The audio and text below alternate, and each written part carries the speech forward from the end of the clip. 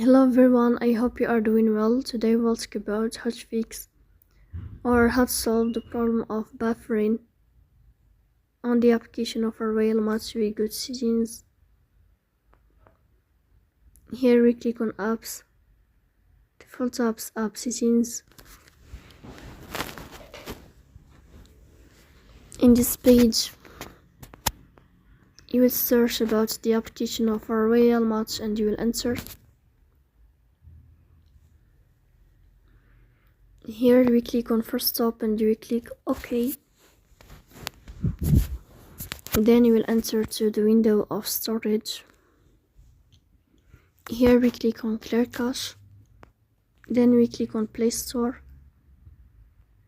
You will search about the application of Royal Match and you will click here. Then if you find updates, you will update your